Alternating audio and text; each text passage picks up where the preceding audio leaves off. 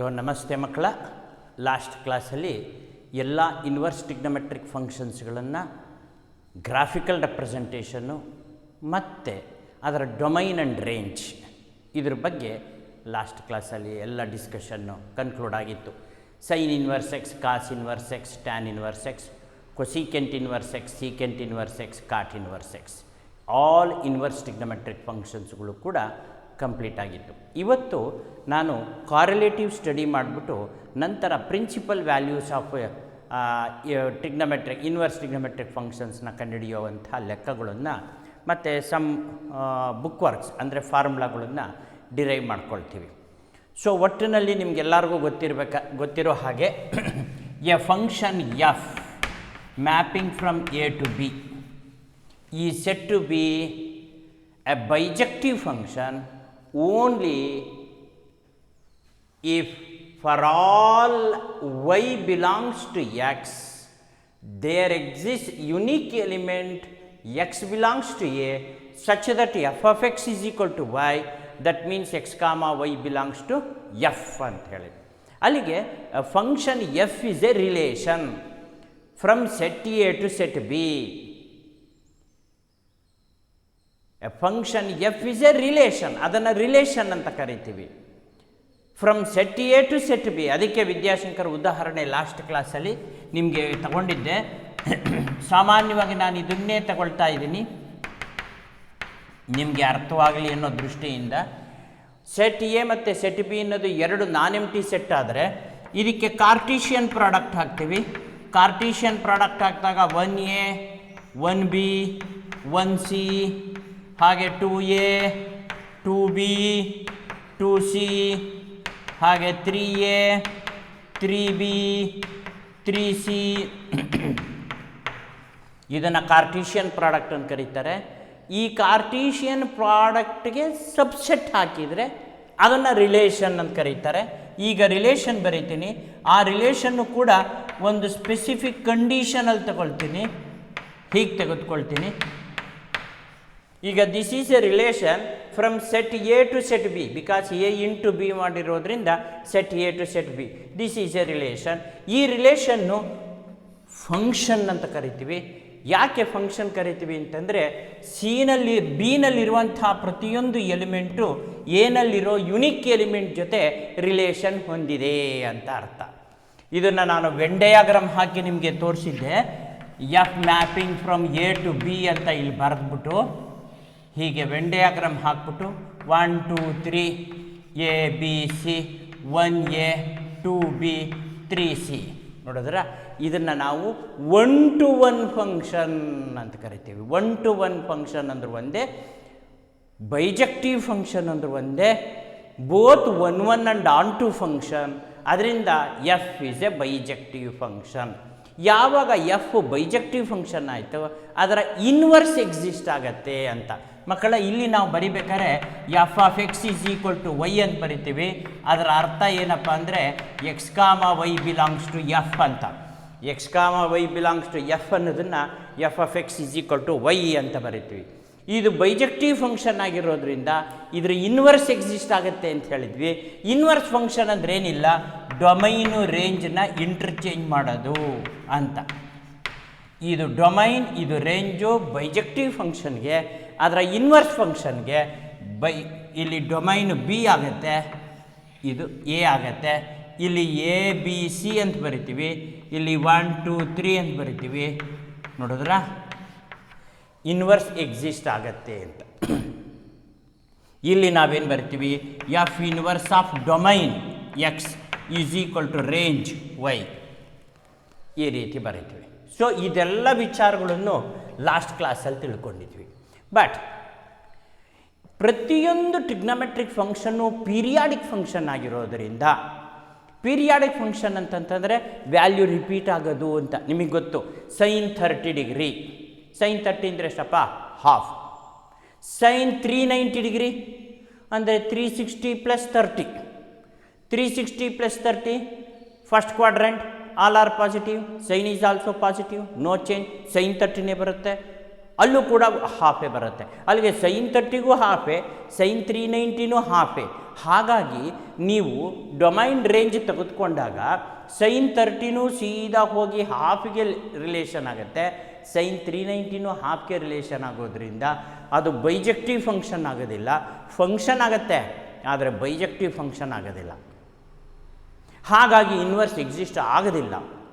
Inverse exist ಆಗಬೇಕು ಅಂದರೆ ಏನು ಮಾಡಬೇಕು ಅಂತ ಹೇಳಿದ್ದೀನಿ, ರಿಸ್ಟ್ರಿಕ್ಷನ್ ಮಾಡ್ಕೋಬೇಕು. ಯಾವುದನ್ನು? ಡೊಮೈನ್ ಆ್ಯಂಡ್ ರೇಂಜನ್ನು. ಸೈನ್ ಇನ್ವರ್ಸ್ ಎಕ್ಸ್ಗೆ ಸೈನ್ಗೆ ನಾವು ರಿಸ್ಟ್ರಿಕ್ಷನ್ ಹೇಗೆ ಮಾಡ್ಕೊಳ್ತೀವಿ ಅಂದರೆ -π/2 to π/2. ಈಗ ನಾನು ಕಾರ್ಲೇಟಿವ್ ಸ್ಟಡಿ ಕೊಡ್ತಾ ಇದ್ದೀನಿ, ಬರ್ಕೋಬೇಡಿ, ಸುಮ್ಮನೆ ಕೇಳಿಸ್ಕೊಳ್ತಾ ಕೂತ್ಕೊಳ್ಳಿ, ಆಮೇಲೆ ಒಟ್ಟಿಗೆ ಬರ್ಕೊಳ್ಳೋರಂತೆ. ಇದು ಫಂಕ್ಷನ್ನು, ಇಲ್ಲಿ ಫಂಕ್ಷನ್ ಬರೀತೀನಿ, ಇಲ್ಲಿ ಡೊಮೈನ್ ಬರೀತೀನಿ, ಇಲ್ಲಿ ರೇಂಜ್. ಯಾವ ಯಾವ ಇನ್ವರ್ಸ್ ಟ್ರಿಗ್ನಮೆಟ್ರಿಕ್ ಫಂಕ್ಷನ್ಗೆ ಏನೇನು ಡೊಮೈನ್ ಬರುತ್ತೆ, ಯಾವ್ಯಾವುದು ರೇಂಜ್ ಬರುತ್ತೆ, ಇದು ನಿಮಗೆ ಸಿ ಇ ಟಿಗೆ ಎಲ್ಲದಕ್ಕೂ ತುಂಬ ಇಂಪಾರ್ಟೆಂಟ್ ಆಗಿರುತ್ತೆ. ನೋಡಿ ಮಕ್ಕಳ, sine inverse of x is equal to y ಅಥವಾ y equal to sine inverse of x. ಜ್ಞಾಪಿಸ್ಕೊಳ್ಳಿ, ನಾವು ಗ್ರಾಫ್ ಹಾಕಿ ತೋರಿಸಿದ್ದೆ. ಈಗ ಇಲ್ಲಿ ಡೊಮೈನಲ್ಲಿ ಏನಾಗುತ್ತೆ ಅಂತಂತಂದರೆ ಇಂಟಗ್ರಲ್ ವ್ಯಾಲ್ಯೂ -1 ಎಕ್ಸ್ಕ್ಲೂಡಿಂಗು, -1 ಮತ್ತು 1 ಎಕ್ಸ್ಕ್ಲೂಡ್ ಆಗಿ ಮಿಕ್ಕಿದೆಲ್ಲ ಬರುತ್ತೆ ಅಂತ ಹೇಳಿದ್ದೆ ಅಲ್ವಾ. ಅದನ್ನು ನಾವು ಬರಿಬೇಕಾದ್ರೆ ಹೆಂಗೆ ಬರೀತಿದ್ವಿ, -1 ಸಾರಿ ಎಕ್ಸ್ಕ್ಲೂಡಿಂಗ್ ಅಲ್ಲ, including, less than or equal to x less than or equal to 1. So -1 ಸೇರ್ಕೊಳ್ಳುತ್ತೆ, 1 ಸೇರ್ಕೊಳ್ಳುತ್ತೆ, ಇವೆರಡೂ ಸೇರ್ಕೊಳ್ಳೋದ್ರಿಂದ -1 ಆ್ಯಂಡ್ 1 ಇನ್ಕ್ಲೂಸಿವ್ ಅನ್ಬೇಕಾದ್ರೆ less than or equal to x is between -1 and 1 including -1 and 1. ಇದನ್ನು ನೀವು ಫಸ್ಟ್ ಇಯರ್ ಪಿ ಯು ಸಿನಲ್ಲಿ closed interval open interval ಅನ್ನೋದನ್ನು interval ರೂಪದಲ್ಲಿ ಬರೀತಾ ಇದ್ರಿ. ಜ್ಞಾಪಕದಲ್ಲಿ ಇರಬೇಕದು, ಅದು ಜ್ಞಾಪಕದಲ್ಲೇ ಇರಬೇಕು. ಸೆಟ್ ಥಿಯರಿನಲ್ಲಿ ಹೇಗೆ ಬರಿತಿದ್ವಿ ಅಂತಂತಂದರೆ ಬಿಗ್ ಬ್ರಾಕೆಟ್ ಹಾಕ್ಬಿಟ್ಟು -1 ಆ್ಯಂಡ್ 1 ಅಂತ ಬರೆದ್ರೆ ಇದರ ಅರ್ಥ -1 1ರ ಮಧ್ಯದಲ್ಲಿರೋದು ಇನ್ಕ್ಲೂಡಿಂಗ್ -1 ಆ್ಯಂಡ್ 1 ಅಂತ ಅರ್ಥ. ಅದನ್ನು ಈ ರೀತಿಯೂ ಬರಿಬಹುದು ಅಂತ ಇವತ್ತು ತೋರಿಸ್ತಾ ಇದ್ದೀನಿ.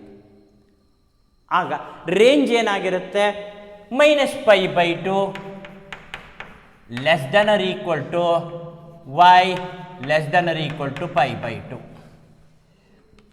ಅಲ್ಲೂ ಕೂಡ ಎರಡು ಇನ್ಕ್ಲೂಸಿವ್ ಆಗಿರುತ್ತೆ. ಹಾಗಾಗಿ ಇದನ್ನು ನಾವು ಬರಿಬೇಕಾದ್ರೆ ಕ್ಲೋಸ್ಡ್ ಇಂಟರ್ವಲ್ಲಲ್ಲಿ ಬರಿತೀವಿ -π/2 π/2. ಇದಕ್ಕೆ ಬಿಗ್ ಬ್ರಾಕೆಟ್ ಹಾಕಬೇಕು ಮಕ್ಕಳ, small bracket flower bracket ಹುಚ್ಚಪಟ್ಟೆ ಹಾಕೋದಲ್ಲ. Flower bracket ಹಾಕಿದರೆ ಒಂದು ಮೀನಿಂಗು, ಅದು ಸೆಟ್ಟು. ಬಿಗ್ ಬ್ರಾಕೆಟ್ ಹಾಕಿದರೆ ಕ್ಲೋಸ್ಡ್ ಇಂಟರ್ವಲ್, ಸ್ಮಾಲ್ ಬ್ರಾಕೆಟ್ ಹಾಕಿದರೆ ಓಪನ್ ಇಂಟರ್ವಲ್ ಅಂತ. ಸೊ ಅಲ್ಲಿಗೆ ನೋಡಿ, ಸೈನ್ ಇನ್ವರ್ಸ್ ಎಕ್ಸ್ಗೆ ಇಂಟರ್ವಲ್ಲು ನಾವು ಈ ರೀತಿ ತೆಗೆದುಕೊಂಡಿದ್ವಿ ಅಲ್ವಾ. Yes sir. ಈಗ ಕಾಸ್ ಇನ್ವರ್ಸ್ ಎಕ್ಸ್ಗೆ ಡೊಮೈನ್ ರೇಂಜ್ ಏನಾಗಿತ್ತು ಅಂತ ನೋಡೋಣ. ಇಲ್ಲೂ ಕೂಡ -1 1 ಇನ್ಕ್ಲೂಸಿವ್ ಆಗಿರುತ್ತೆ, 0 ಮಾತ್ರ ಎಕ್ಸ್ಕ್ಲೂಡ್ ಆಗುತ್ತೆ. ನೋಡಿ, ಕಾಸ್ 0 1 ಇದೆ, ಕಾಸ್ -0 ಅದು 1 ಬಂದ್ಬಿಡುತ್ತೆ. ಕಾಸ್ 0ನೂ ಅದೇ, ಕಾಸ್ -0 ಈಸ್ ಆಲ್ಸೋ 1. ಸೊ ಅಲ್ಲಿಗೆ ಎರಡು ಒಂದಕ್ಕೆ ಹೋಗೋದ್ರಿಂದ ನಾವು ಅಲ್ಲಿ 0 ಮತ್ತು π/2 ನಾವು ತಗೊಳ್ಳಲ್ಲ ರೇಂಜಲ್ಲಿ. ಆದರೆ ಡೊಮೈನಲ್ಲಿ 1 -1 ನಾವು ಚೂಸ್ ಮಾಡ್ಕೊಳ್ತೀವಿ. ಬಿಕಾಸ್ 180 ಡಿಗ್ರಿ, ಕಾಸ್ 180 ಡಿಗ್ರಿ ತೆಗೆದುಕೊಂಡಾಗ ಕಾಸ್ 0 ಮತ್ತು ಕಾಸ್ 180 ಇವೆರಡು ತೆಗೆದುಕೊಳ್ತೀವಿ. ಸೊ ಮಕ್ಕಳ, ಹಾಗಾಗಿ ಡೊಮೈನಲ್ಲಿ ಏನಾಗುತ್ತೆ, -1 less than or equal to x less than or equal to 1. That means both inclusive ಅನ್ನೋದಕ್ಕೆ ಬಿಗ್ ಬ್ರಾಕೆಟ್ ಹಾಕಿದ್ವಿ. ಆದರೆ ರೇಂಜಲ್ಲಿ ನಾವೇನು ಮಾಡ್ತೀವಿ, 0 ಮತ್ತು π ತೆಗೆದುಕೊಳ್ತೀವಿ. 0 less than or equal to y less than or equal to π. So therefore ಇಲ್ಲಿ 0 ಮತ್ತು π ಇಷ್ಟೇ. ಇಲ್ಲಿ 1 inclusive. Yes. -1 and 1 both are inclusive, and in between -1 and 1 also inclusive, ಎಲ್ಲ ಸೇರ್ಕೊಳ್ಳುತ್ತೆ ಅಂತ ಹೇಳಿ. ಈಗ ನೋಡಿ ಕಾಸ್ 0 ಏನು ಬರುತ್ತೆ ಅಂತ ಕೇಳಿದರೆ 1 ಬರುತ್ತೆ. ಕಾಸ್ 180ಗೆ ಏನು ಬರುತ್ತೆ ಅಂದರೆ -1 ಬರುತ್ತೆ. ಇನ್ನು ಕಾಸ್ 30, ಕಾಸ್ 60, ಕಾಸ್ 90 ಅವೆಲ್ಲ ಬಿಟ್ಬಿಡಿ, ಅದು ಕರೆಕ್ಟಾಗಿ ಅದೇ ಬೈಜೆಕ್ಟಿವ್ ಫಂಕ್ಷನ್ನೇ ಆಗತ್ತೆ. ಹಾಗಾಗಿ ಕಾಸ್ ಇನ್ವರ್ಸಲ್ಲಿ ರೇಂಜು 0 to π ಬರುತ್ತೆ, 0 to π ಬರುತ್ತೆ. ಎಸ್, ಓಕೆನಾ. ಈಗ ನಾವು coming to tan inverse. Tan inverse x is equal to y. Tan inverse x is equal to y ಅನ್ನೋದರಲ್ಲಿ ನಾವು ಟ್ಯಾನ್ 0 ಕರೆಕ್ಟು, ಟ್ಯಾನ್ 90 ಇನ್ಫಿನಿಟಿ ಆಗಿಬಿಡುತ್ತೆ. ಅದನ್ನು ವಿ ವೋಂಟ್ ಇನ್ಕ್ಲೂಡ್, ಅದನ್ನು ಇನ್ಕ್ಲೂಡ್ ಮಾಡ್ಕೊಳ್ಳಲ್ಲ ಟ್ಯಾನ್ 90 ಇನ್ಫಿನಿಟಿ ಆಗೋದ್ರಿಂದ. ಹಾಗಾಗಿ ಟ್ಯಾನ್ π/2 ಮತ್ತು ಟ್ಯಾನ್ -π/2 ತಗೊಳ್ಳೋದಲ್ಲೇ ಇರೋದ್ರಿಂದ ಇನ್ವರ್ಸ್ ಟ್ರಿಗ್ನೋಮೆಟ್ರಿಕ್ ಫಂಕ್ಷನಲ್ಲಿ ನಾವು -π ಎಕ್ಸ್ಕ್ಲೂಸಿವ್ ಅಂತ ತೆಗೆದುಕೊಳ್ತೀವಿ. ಅಂದರೆ -π is less than or equal to x less than π ಅಂತಂದರೆ x is between infinity and -infinity, not including ಅಂತ. ನಾಟ್ ಇನ್ಕ್ಲೂಡಿಂಗ್ ಅಂದಾಗ ಸ್ಮಾಲ್ ಬ್ರಾಕೆಟ್ ಹಾಕ್ತೀವಿ ಮಕ್ಕಳ, -ಇನ್ಫಿನಿಟಿ ಮತ್ತು ಇನ್ಫಿನಿಟಿ. ಎಸ್, ಈ ಕಡೆ ಬಂದರೆ π/2 -π/2 less than y less than π/2, ಇವೆರಡನ್ನ ಬಿಟ್ಟು ಅಂದರೆ -π/2 π/2 ಇದು ಓಪನ್ ಇಂಟರ್ವಲ್ ಅಂತ ಕರೀತಾರೆ. ಅದು ಎಕ್ಸ್ಕ್ಲೂಸಿವ್. ಈ ಬ್ರಾಕೆಟ್ ಹಾಕಿದರೆ ಇನ್ಕ್ಲೂಸಿವ್, ಈ ಬ್ರಾಕೆಟ್ ಹಾಕಿದರೆ ಎಕ್ಸ್ಕ್ಲೂಸಿವ್ ಅಂತ ಹೇಳಿ. ಇನ್ನು next cosecant inverse x is equal to y. ಇಲ್ಲಿ -infinity is exclusive and -1 is inclusive. So ಅಲ್ಲಿಗೆ -infinity x less than x less than or equal to -1 ಅಲ್ಲಿ. ಮತ್ತೆ split -1 less than or equal to x less than infinity. So ಅಲ್ಲಿಗೆ -infinity ಮತ್ತು -1 ಇವೆರಡರ ನಡುವೆ ಇರೋದು including of -1 include ಮಾಡ್ಕೋಬೇಕಷ್ಟೇ, -1 ಮಾತ್ರ include ಮಾಡ್ಕೋಬೇಕು. ಮತ್ತು -ಇನ್ಫಿನಿಟಿನೂ ಬಿಡಬೇಕು, -ಇನ್ಫಿನಿಟಿನೂ ಬಿಡಬೇಕು, -1 ಮಾತ್ರ ಇನ್ಕ್ಲೂಸಿವ್ ಆಗಿರಬೇಕು. ಆ ರೀತಿ ನಾವು ಗಮನಿಸಿದ್ವು. ನಾನು ಗ್ರಾಫ್ ಹಾಕಿದಾಗ ಅದನ್ನು ನಾವು ಕಾರಲೇಟಿವ್ ಸ್ಟಡಿ ಮಾಡ್ತಾ ಇರೋದ್ರಿಂದ ಈ ರೀತಿ ತೆಗೆದುಕೊಳ್ತೀವಿ. ಇಲ್ಲಿ ನಾವು ಕೊಸಿಕೆಂಟನ್ನು ನಾವು ಜ್ಞಾಪಿಸ್ಕೋಬೇಕಾದ್ರೆ ಸೈನ್ನೇ ಜ್ಞಾಪಿಸ್ಕೊಳ್ಳೋದು. ಸೈನ್ 0 ಅಂತೀವಿ, ಕೊಸಿಕೆಂಟ್ 0 ಏನಾಗುತ್ತೆ ಇನ್ಫಿನಿಟಿ ಆಗಿಬಿಡುತ್ತೆ. ಅದಕ್ಕೋಸ್ಕರ ಕೊಸಿಕೆಂಟಲ್ಲಿ 0ನ ಬಿಟ್ಬಿಡ್ತೀವಿ ನಾವು, we leave the 0. So therefore -π/2 less than y equal to y but less than 0 less than y less than or equal to π/2. ಇಲ್ಲಿ ನಾವು ಬಿಡಬೇಕಾದ್ದು ಯಾವುದನ್ನು 0ನ, ಇನ್ಕ್ಲೂಡ್ ಮಾಡ್ಕೋಬೇಕಾದ್ದು -π/2 π/2. ಇದಕ್ಕೆ ಸ್ಪ್ಲಿಟ್ ಗ್ರಾಫ್ ಅಂತ ಕರಿತೀವಿ. ಕಂಟಿನ್ಯೂಯಸ್ ಗ್ರಾಫ್ ಅಲ್ಲ ಇದು, ಸ್ಪ್ಲಿಟ್ ಗ್ರಾಫ್. ಯಾಕೆಂದರೆ ಡೊಮೈನು ಸ್ಪ್ಲಿಟ್ ಆಗುತ್ತೆ, ರೇಂಜ್ ಸ್ಪ್ಲಿಟ್ ಆಗುತ್ತೆ. ಸೊ ದೇರ್ ಫೋರ್ ಇಲ್ಲಿ ನಾವು ಇನ್ಕ್ಲೂಸಿವ್ ಮಾಡ್ಕೊಳ್ಳೋದು -π/2, ಅದರಿಂದ ಬಿಗ್ ಬ್ರಾಕೆಟ್ -π/2. ಎಕ್ಸ್ಕ್ಲೂಡ್ ಮಾಡೋದು ಯಾವುದನ್ನು 0ನ, π/2 ತನಕ ತಗೊಂಬರ್ತೀವಿ, -π/2 ಟು 0 ಇದು ಎಕ್ಸ್ಕ್ಲೂಸಿವ್. ಹಾಗಾಗಿ 0 π/2 -π/2 and π/2 are inclusive, 0 is exclusive ಅಂತ. ಡೊಮೈನ್ ಆ್ಯಂಡ್ ರೇಂಜ್ ಯಾವ್ಯಾವುದಕ್ಕೆ ಯಾವ್ಯಾವ್ದು ಬರುತ್ತೆ ಅಂತ ಇದನ್ನು ಬರ್ಕೊಳ್ಳಿ. ಈಗ ನೆಕ್ಸ್ಟು ಸೀಕೆಂಟ್ ಇನ್ವರ್ಸ್ ಮತ್ತು ಕಾಟ್ ಇನ್ವರ್ಸ್ ಕೊಟ್ಬಿಟ್ಟು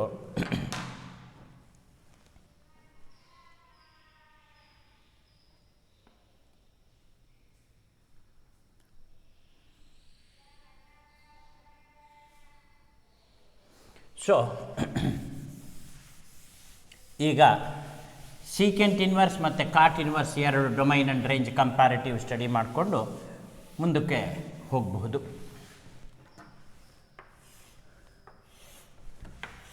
ಎಸ್, ಈಗ secant inverse x is equal to y ಅಂತ ಇದೆ.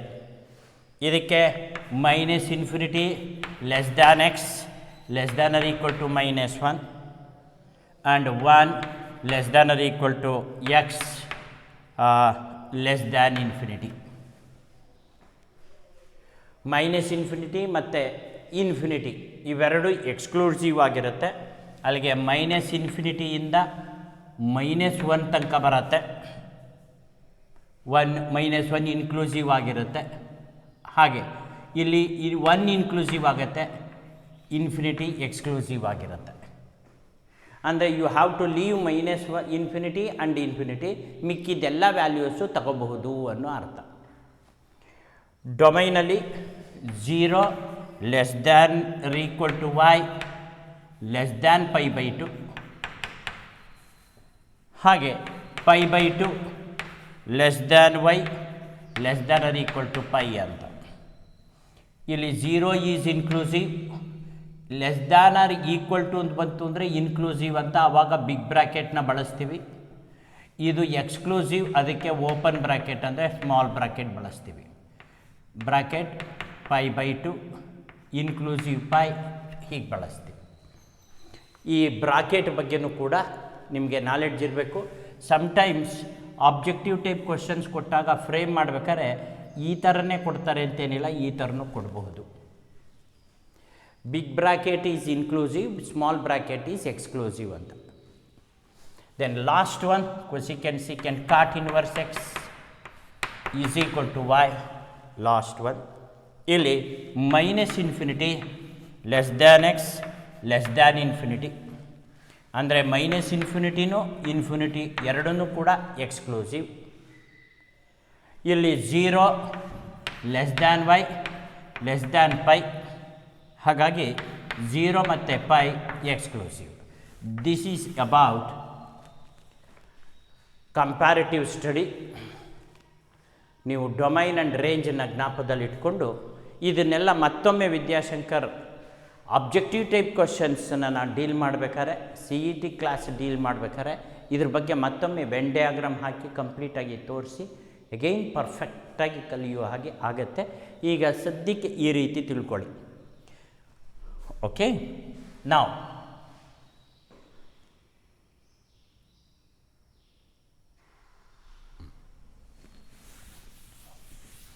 ಈಗ ನಾವು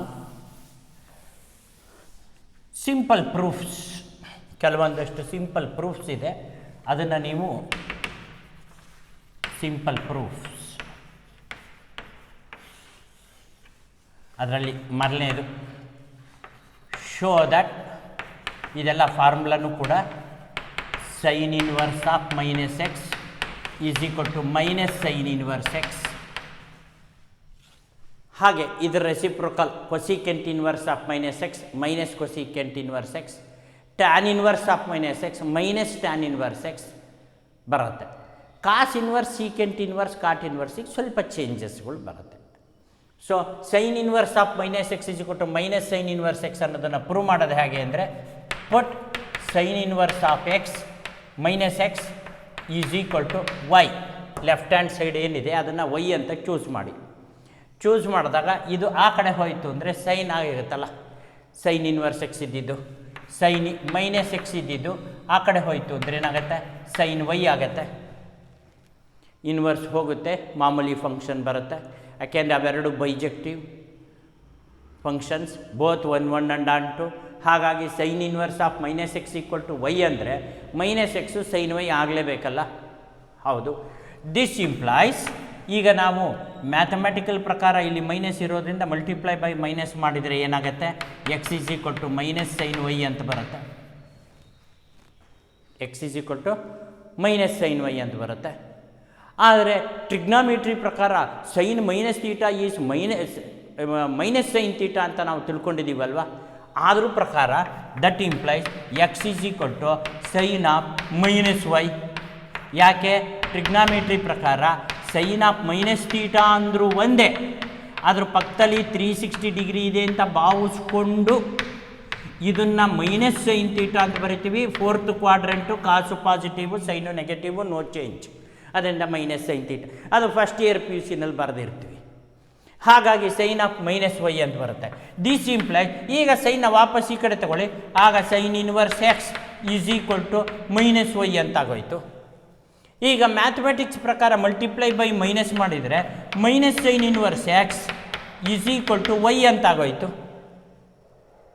ಅಲ್ವಾ? ಆಗ that implies minus sine inverse x is equal to y ಅಂದ್ರೇನು? ವೈ ಅಂದ್ರೇನು? Sine inverse of minus x. ಅಲ್ಲಿಗೆ ಇವೆರಡು ಒಂದೇಯಾ? ಇನ್ನು ಮುಂದೆ ಚೆನ್ನಾಗಿ ಜ್ಞಾಪಕದಲ್ಲಿ ಇಟ್ಕೊಳ್ಳಿ, sine inverse of minus x ಅಂದರೂ ಒಂದೇ, ಮೈನಸ್ ಸೈನ್ ಇನ್ವರ್ಸ್ ಎಕ್ಸ್ ಅಂದರೂ ಒಂದೇ. ಇದೇ ರೀತಿ ಮಾಡ್ತೀವಿ. ಕೊಸಿಕೆಂಟ್ ಇನ್ವರ್ಸ್ ಆಫ್ ಮೈನಸ್ ಎಕ್ಸ್ನ ಮೈನಸ್ ಕೊಸಿಕೆಂಟ್ ಇನ್ವರ್ಸ್ ಎಕ್ಸ್ ಅಂತ ಪ್ರೂವ್ ಮಾಡ್ತೀವಿ. ಹಾಗೆ ಟ್ಯಾನ್ ಇನ್ವರ್ಸ್ ಆಫ್ ಮೈನಸ್ ಎಕ್ಸ್ನ ಮೈನಸ್ ಟ್ಯಾನ್ ಇನ್ವರ್ಸ್ ಎಕ್ಸ್ ಅಂತ ಪ್ರೂವ್ ಮಾಡ್ತೀವಿ. ಇವು ಮೂರು ಒಂದು ಜಾತಿಗೆ ಸೇರುತ್ತೆ. ಸೈನ್ ಇನ್ವರ್ಸ್, ಕೊಸಿಕೆಂಟ್ ಇನ್ವರ್ಸ್ ಮತ್ತು ಟ್ಯಾನ್ ಇನ್ವರ್ಸ್, ಇವು ಮೂರು ಒಂದು ಜಾತಿಗೆ ಸೇರುತ್ತೆ. ಬರ್ಕೊಳ್ಳಿ.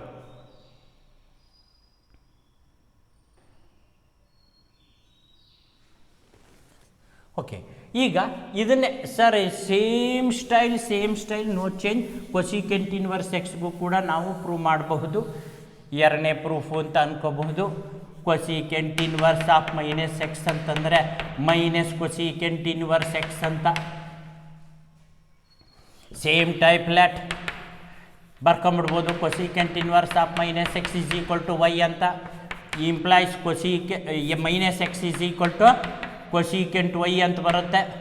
ಮ್ಯಾಥಮೆಟಿಕ್ಸ್ ಪ್ರಕಾರ ಮಲ್ಟಿಪ್ಲೈ ಮಾಡ್ತು ಅಂದರೆ x equal to minus cosecant y ಅಂತ ಬರುತ್ತೆ. That implies x is equal to cosecant of minus y ಅಂತ ಬರುತ್ತೆ. ಯಾಕೆ ಅಂದರೆ ನಾವು ಫಸ್ಟ್ ಇಯರ್ ಪಿ ಯು ಸಿಲಿ ಕಲ್ತಿದ್ದೀವಿ ಏನಂತ, cosecant of minus theta equal to minus cosecant theta ಅಂತ. 360 ಮೈನಸ್ ತೀಟಾ ಬಂದಾಗೆ ಮಕ್ಕಳ. ಎಸ್, ದಿಸ್ ಇಂಪ್ಲಾಯ್ಸ್ ಇದನ್ನ ಈ ಕಡೆ ತಗೊಳ್ತೀವಿ. Cosecant inverse x is equal to minus y ಅಂತ. ಈಗ ಎಗೈನ್ ಮ್ಯಾಥಮೆಟಿಕ್ಸ್ ಪ್ರಕಾರ ಮಲ್ಟಿಪ್ಲೈ ಮಾಡಿದರೆ minus cosecant inverse x is equal to y ಅಂತ ಬರುತ್ತೆ. ಆಗ that imply minus cosecant inverse x is equal to cosecant inverse x ಅಂತ ಬರುತ್ತೆ. Same type prove ಮಾಡಿದ್ವಿ.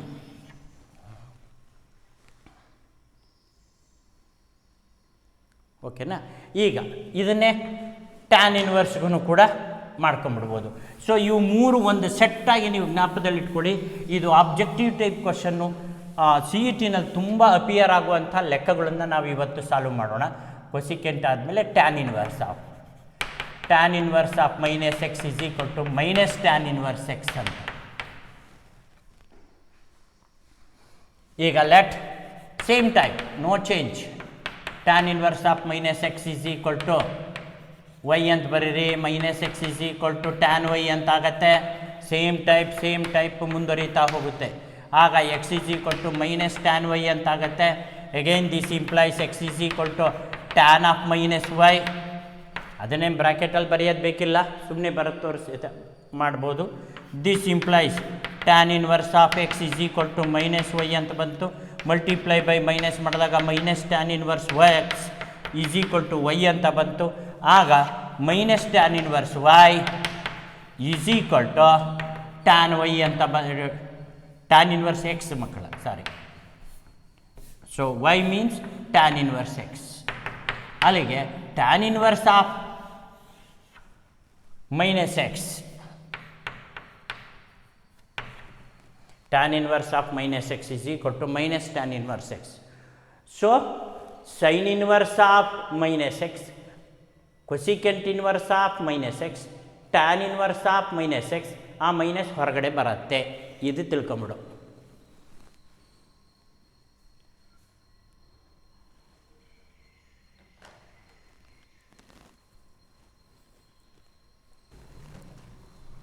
ಸೊ ಮಕ್ಕಳ, ಈಗ ನೆಕ್ಸ್ಟು ಒಂದು ಸೆಟ್ ಆಯಿತು. ಒಂದು ಸೆಟ್ಟಲ್ಲಿ sine inverse of minus x, cosecant inverse of minus x, tan inverse of minus x. Next set ನಲ್ಲಿ ನಾಲ್ಕನೇದು show that cos inverse of minus x is equal to pi minus cos inverse x ಅಂತ. ಹೀಗೆ secant inverse ಬರುತ್ತೆ, ಕಾಟು ಇದಕ್ಕೆ ಈ ಥರನೇ ಬರುತ್ತೆ. ಸೊ ನಾನು ಒಂದು let cos inverse of minus x is equal to y ಅಂತ ಬರಿತೀನಿ. ಸೇಮ್ ಟೈಪೇ ಶುರು ಮಾಡ್ತೀವಿ. Minus x is equal to cos y ಅಂತ ಬರುತ್ತೆ. ಮ್ಯಾಥಮ್ಯಾಟಿಕ್ಸ್ ಪ್ರಕಾರ ಮಲ್ಟಿಪ್ಲೈ ಬೈ ಮೈನಸ್ ಮಾಡಿದ್ರೆ minus cos x is equal to minus cos y ಬರುತ್ತೆ. ಮೈನಸ್ ಕಾಸ್ ವೈ ಯಾವಾಗ ಬರುತ್ತೆ? ಅಲ್ಲಿಡ್ ಆ್ಯಂಗಲ್ ಜ್ಞಾಪಿಸ್ಕೋಬೇಕು. ನೀವು ಕಾಸ್ ಮೈನಸ್ ವೈ ಅಂತ ಬರೆಯೋಂಗಿಲ್ಲ.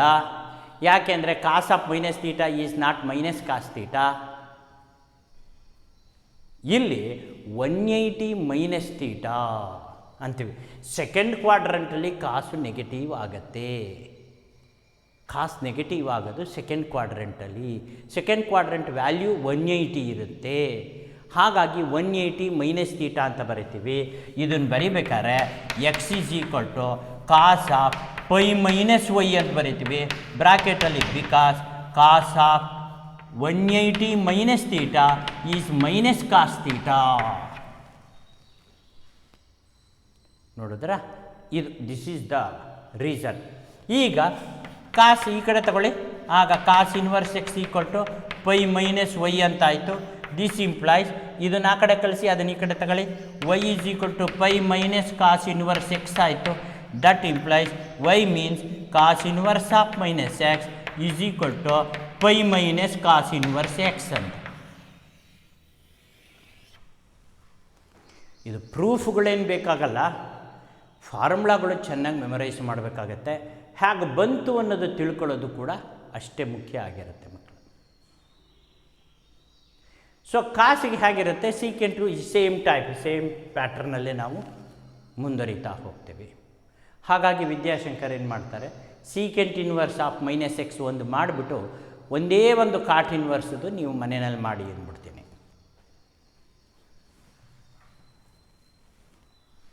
ಓಕೆ, ಈಗ secant inverse x same type, no change. Secant inverse of minus x pi minus secant inverse x ಅಂತ. ಆಗ let secant inverse of minus x is equal to y. That implies minus x is equal to secant y. That implies x is equal to minus secant y. That implies x is equal to secant of pi minus y. This implies secant inverse x is equal to pi minus y. This implies y is equal to pi minus secant inverse x. ಆಗ y is nothing but secant inverse of minus x is equal to pi minus secant inverse x.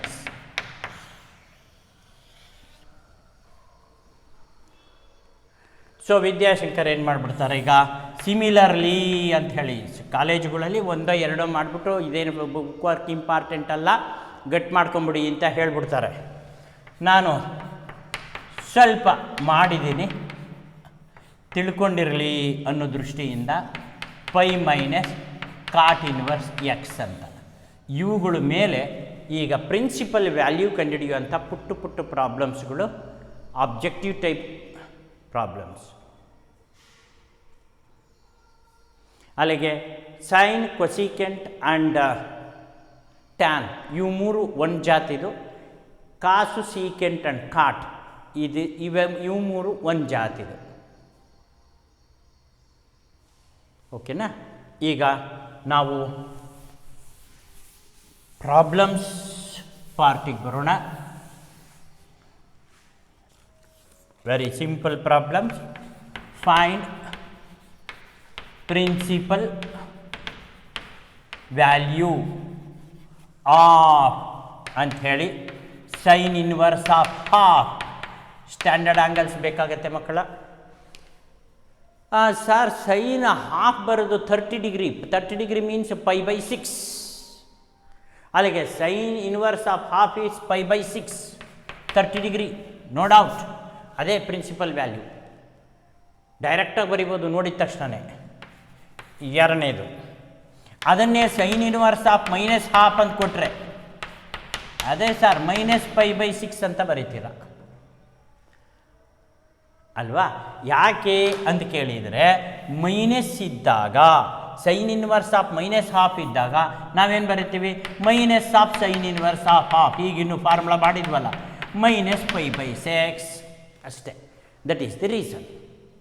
ಹಾಗೆಯೇ ಮೂರನೇದು cos ಇನ್ವರ್ಸಿಗೆ ಬರೋಣ.